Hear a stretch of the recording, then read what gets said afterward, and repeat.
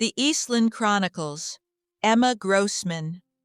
While the Eastland Disaster claimed over 800 lives, many victims' stories remain unknown.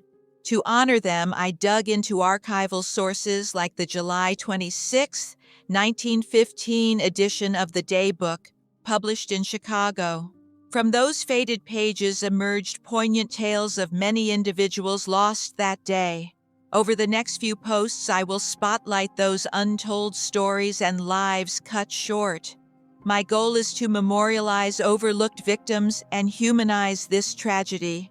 If anyone can contribute more details on these individuals, I welcome you to reach out. First is Emma Grossman, just 20 years old and engaged when she boarded the ill-fated ship. Though her time was brief, Emma's story deserves remembering. I learned of Emma's and other stories in the Daybook, Monday, July 26, 1915.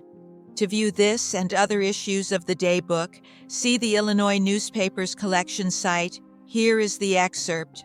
Also, I am leaving the spelling and punctuation as it is in the original article. But listen to the story Miss Emma Grossman told by Chas. W. Bedford, whom she was soon to wed. Miss Grossman perished. 3 weeks ago last Thursday, said Bedford. The foreman in Miss Grossman's department called all the girls together. You will have to buy tickets for the excursion, he told them. We want every girl there. He told them if they did not go, they would be discharged. Miss Grossman's sister, Mrs. Gus Schuler, was to be taken to the hospital the next Sunday for an operation from which the surgeon said there was not one chance in 100 of recovery. She is still in the hospital. Miss Grossman told the foreman she did not want to be on a pleasure trip with her sister at the point of death. We've heard that story before, he replied. Last week he rounded up his girls again. He again reminded them that it was necessary for them to buy tickets if they wanted to hold their jobs. I'll buy a ticket, but I do not care to go with my sister so ill, said Miss Grossman.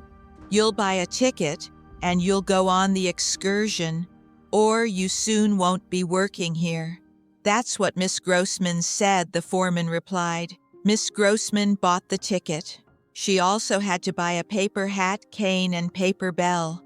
They charged her 35 cents for them. The company did. They were not worth 3 pennies. The bell, which was to have been carried by Miss Grossman in the parade, bore the name of the Bell Telephone Company. Arrangements had been made for movie films of the parade, which would have been shown all over the country, advertising the Bell Telephone and Western Electric. None of the big bosses of the Western Electric perished on the Eastland. They were going to Michigan City by train. From the Daybook, Chicago, Monday, July 26, 1915. History of the Daybook, from Wikipedia. The Daybook was an experimental, advertising-free daily newspaper published in Chicago from 1911 to 1917. It was owned by E.W. Scripps as part of the Scripps-McRae League of Newspapers, later Scripps-Howard Newspapers.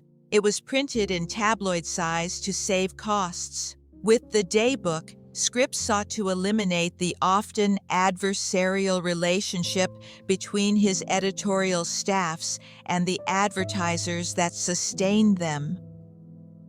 The Daybook began publishing on September 28, 1911. Like his other penny presses, the Daybook championed labor rights while delivering a mix of politics and lowbrow sensational content. Circulation peaked at 22,839 in October 1916 during the 1912 strike of Chicago printers and delivery boys that crippled the city's major newspapers. The Daybook published its last edition on July 6, 1917.